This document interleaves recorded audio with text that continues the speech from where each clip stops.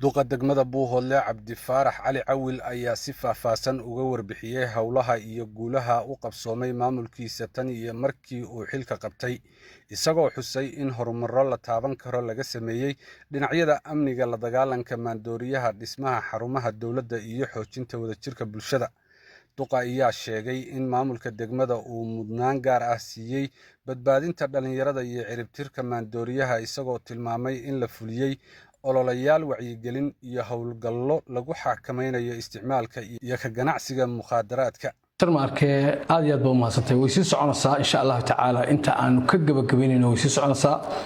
safarkan waxaan ka imid dowlad deegaanka ayaan ku gaaray safar caafimaad magaalada Jigjiga, caasimadda Jigjiga. waxaan la kulmay laamaha amniga, hoggaanka nabadgelyada iyo laamaha amniga ee quseeya arrintan.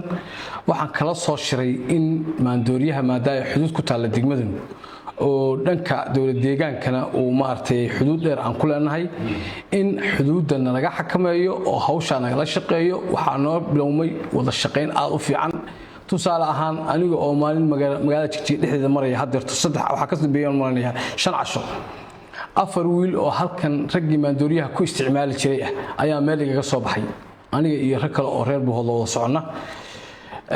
halkoodii ayaan ku xidhnay. waxay ku xidhan yihiin haddeerto 4 kamida maandooriyaasha raggii iman jiray Jigjiga. meel kasta oo aan ku qabanno waa ku aragno waa ku qabanana, waanu kula dagaalamanaa inta aanu ka cilibtirano. maandooriyuhu waa shayga ugu dhibta badan maandooriyuhu. marka maandooriyaha iyo cid kasto isticmaasha waxa weeye shaqan ka qabanana, waa u taaganahay isaga iyo nabadgelyada inta kalaba. hadii ka lagu guuleystana nabadgelyada way hagaagaysaa.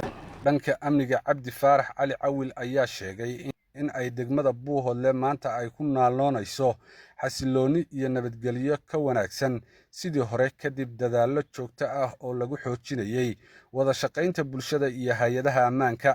aan ugu horeysiinayaa degmada iyo guud ahaanba waqooyi bari amnigu aad iyo aad u fiican alxamdulillaah. sharmarka markii la dooranayay doorashada tartanka waxaan ku galay 2 shay. qodobka koowaad waa amniga in aan wax ka qabto inta awoodida. qodobka labaad waa inaan deegaanka ama degmada Buuhoodle horumariyo iyadoo oo dhowr iyo 30 sanadood ee dowladda Soomaaliya ay dhacsanayd ay maartay dib u dhacday. degmadan waxay ahayd degmo eeya, waxa la magacaabay 62kii. waxay ahayd degmooyinka lambar 1ka ah. 3 degmo ayaa lambar 1ka isku qabansan jiray Soomaaliya. degmadanu waxay ilaahay ku manaystay oo ay si gaar ah u leedahay xoolaha nool oo Soomaalidu inta badan ay ku tiirsan tahay kaabayaasha dhaqaalaha xoolaha nool bay ku tiirsan tahay. waxay ahayd degmooyinka lambar 1ka Soomaaliya gali jiray. maantana waxaan rabnaa halkii kaalmaha hore ee degmooyinka Soomaaliya ay ka gali jirtay inay kor uga sii kacdo oo ay kaalmaha hore gasho. Soomaalidu waxay tiraahdaa oo dihadha baaba halkeed heedha.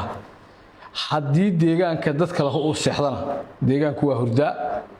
haddii deegaanka dadka lahu ku baraarugsan yahay oo maartay uu dadku baraarugsan yahayna deegaanku waa horumaraa. marka halka aan leeyahay oo dihadha iyo bahalkeed heedha.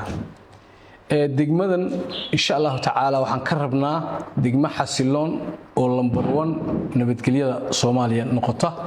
sidoo kale duqa degmada Buuhoodle ayaa ka hadlay mashaariicda horumarineed ee ka socda degmada, isagoo xusay in dhismayaasha xarumaha dowladda ay marayaan heerar kala duwan oo dhisme, kuwaas oo muhiim u noqon doona kor u qaadista adeegyada bulshada iyo maamulka. wuxuu sheegay in maamulka degmada uu sii wadi doono dadaalada lagu horumarinayo adeegyada aasaasiga ah. sharmarka aad u mahadsantahay. xafiisyada dowladda horta waxaan u mahadcelinayaa dhammaan bulshooyinka waqooyi bari meel kasta oo joogto sida ay gacmaha isugu haysato shacab iyo maartay dowladba sida ay u midaysan yihiin. waxaan ugu baaqayaa inay midnimadii wada jirka sii xoojiyaan. waxaa noo qorshaysan oo inaan wax ka qabano noo qorshaysan tahay waxa weeyaan xarumihii dowladda wixii ka noolaa dowladda Soomaaliya ay dhistay, wixii lagu jiray ama inta ay cid haysatay waxna gacanteeday soo galeen, wixii kalena waan ku raad joognaa. waxaan ka codsananaa inta gacanta ku haysa shacabka waxa gacanta ku haysa xarumaha dowladda in ay si fudud u soo wareejiyaan. sida arkayso xafiiskii degmadu imika waa gabagabo waa soconaya. intaa waxaa gacanta ku haysay ilaa dowladda Soomaaliya dhulkaas waxaa gacanta ku hayay shakhsi ka mid ah reer Buuhoodle ganacsatada waaweyn culimadana ka mid ah Cabdishiid Xaaji Samatar Culujoog Ilaahay khayr ha siiyo inta xarumaha dowladda ka muuqata ama maanta noo calaamadsanna dhammaantood waxaan uga socdo wada hadal insha Allah waxaan aad iyo aad u rajeynaynaa inay sida ugu dhaqsaha badan ay gacanteeda u soo galaan shacabkana waxaan leeyahay waxa dowladda iska soo celiya waxaan kale oo shacabka ugu baaqayaa in aynu xarumaha dowladda wada dhisano haday ku MCH-yadii tahay haday talisyadii boolisyada tahay waxyaalaha noo qorshaysan waxa kamid ah afarta daamood magaalada waa afar xaafadood afar saldhig in laga maartay laga hawlgeliyo oo noogu jirta qorshaha afarta xaafadood ay noqoto afar saldhig oo waaweyn jeelkii magaalada in la dhiso oo jeel weyn oo official oo ilaa 1500 qof qaada in la dhiso qorshaha weyn noogu jirta marka insha Allah taala dadkana waxaan leeyahay farkaliyo fool ma dhaqdo dowladeena waa cusub tahay shacabka waxaan ugu baaqayaa iyo shirkadaha deegaanka ka shaqeysta waxaan ugu baaqayaa si wada jir ah in loo dhiso xarumihii dawladda in si wada jir loo hormariyo deegaanka iyo maartay wada jirkiisa in loo hormariyo maartay wadooyinkiisa iyo bilicso celinta deegaanka ayaa shacabkan ugu baaqayaa aad iyo aad waxa ugu mahadsan qurbo joogta iyo gudo joogta inta hadda nala shaqeysana way maadsan yihiin inta kalena waxaan leenahay إذا كمان مرنا نلشقية. ugudambeyntii Cabdi Faarax Cali Cawil ayaa uga mahad celiyay shacabka degmada taageerada ay siiyeen maamulka isagoo ballan qaaday in la sii laba jibaari doono dadaalada lagu horumarinayo degmada laguna xoojinayo amniga adeegyada bulshada iyo isku duubnida shacabka.